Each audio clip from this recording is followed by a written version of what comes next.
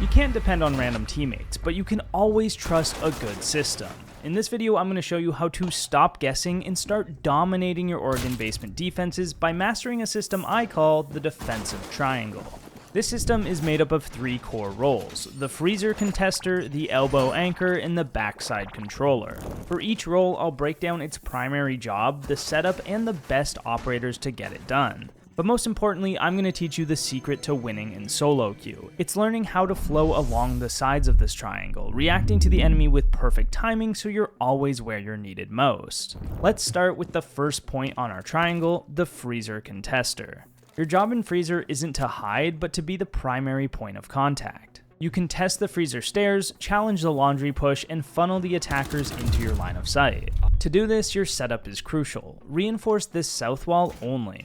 Along the adjacent wall, make a head-level line of sight. These holes give you, the individual player, 2 powerful ways to control the fight. Option 1, play from inside freezer, holding a tight angle on the stairs before instantly pivoting to challenge the laundry door. Option 2, play from the laundry hallway, using those same holes to create a surprising crossfire. This flexibility is what makes you an unpredictable and deadly threat. The key to playing this position is staying mobile. Once you're droned out, you must reposition to remain unpredictable. You need someone self-sufficient with a strong primary weapon for taking fights. Doc is a prime example. His MP5 with an ACOG can challenge long sightlines, and his ability to self-heal lets you re-peek after taking damage. In the prep phase, your personal tasks are simple but have a huge impact. First, use the secondary shotgun to create the head holes. Next, place your utility to support the entire team. Your first barbed wire goes on the freezer stairs for your own personal sound cue. Your second goes on the back tower stairs. This wire isn't for you, it's a gift for your backside controller, giving them a crucial warning if enemies push here. Finally, you reinforce the freezer and laundry hatches to secure the site from above. Your round should begin in a forward position. As soon as the prep phase ends, you should be holding an aggressive angle directly on the freezer stairs doorway. This gives you the earliest possible information and a chance for an easy opening pick. From this forward position, you make your decision. If you get first contact, you take that initial gunfight and then immediately fall back to your main setup behind cover. Now your job is to begin a methodical denial. You use the sound cue from your barbed wire to know exactly when to peek. You fight from cover, take a quick shot, and immediately reposition. You are baiting them into wasting utility and burning the clock, not trying to kill everyone. But what if the attack comes from the other direction, if they try to rush through laundry? This is when you'd use the master stroke of your setup, the head holes. From the relative safety of the freezer, you have an unexpected and devastating angle on that push. While the attackers are focused on the hallway and laundry rotate, you can pick them apart from the side.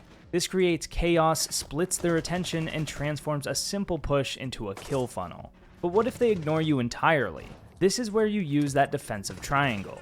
The golden rule is simple: holding freezer is only useful if you're contesting a frontside attack. The moment you hear heavy utility on the backside targeting elbow or tower, your position is irrelevant. Your job now is to rotate immediately to an open spot on the triangle and support your team. That adaptability is how you win. And that's also what makes this a system. Very often you'll be rotating into the stability provided by the second point on our triangle.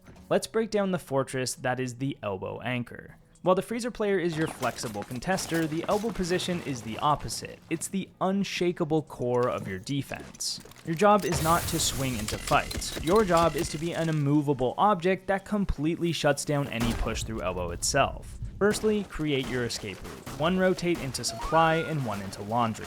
Second, on the E-box wall, you'll reinforce the right side panel and create head-level holes on the left. These holes will give you a powerful angle to contest the barrel's entrance, and they'll be crucial when we cover the next power position.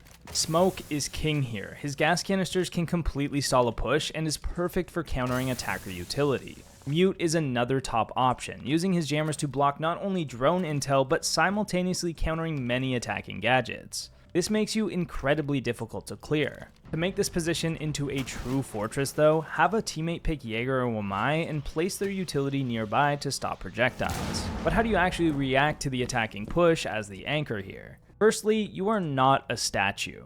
If the attackers completely ignore you and execute a fast push on the front site, you use your rotates to quickly contest from supply. Using smokes at this point to stall time on the front is an excellent move while your team repositions and reacts. But how do you react when the full attack comes directly at you in elbow? At this point, you just trust your setup. Your first job is to hold your ground and use your utility. Play off your smokes or your mute jammers to stall time, burn the clock, and even get some easy kills. However, there may come a point where your utility is gone and your position is about to be compromised. This is where you execute the master play.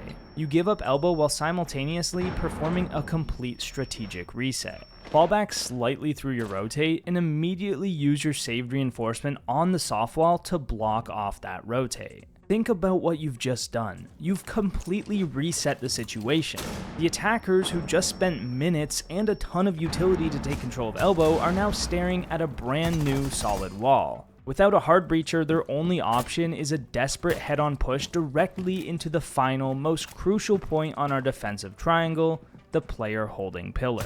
This single play can completely dismantle an attack. It's a move that separates a good defense from a great one. Now let's break down how to play that final role, the backside controller. Here you have three main goals. First, you stop the drop from the meeting hatch. Second, you hold the walk down from the back stairs. And third, you use clever sightlines to support the barrel's entrance and help your teammate in elbow. Your number one priority in the prep phase is to reinforce the meeting hatch. However, your power comes from the setup on E-box. You need the head holes on the E-box wall, which should be made by whoever has the shotgun and the time. These holes are your window to the main barrel's entrance, allowing you to influence fights from your position and pillar.